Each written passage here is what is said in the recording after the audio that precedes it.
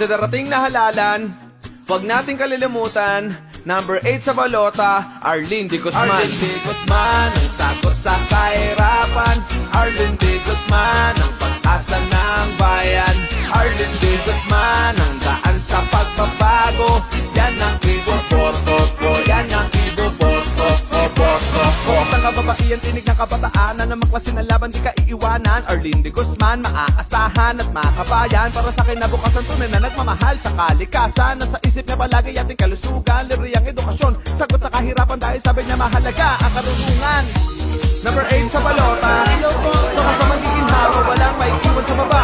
District 3, lahat tayo ay magkaisa. Number 8 sa balota, sa kasamang giginhawa, walang maiiwan sa baba. District 3, lahat tayo ay magkaisa. Sama-sama sa biyahe ng pagbabago, lahat ay aasenso, pamilyang maginhawa kay Arlene. Arlene D. Guzman, ang sagot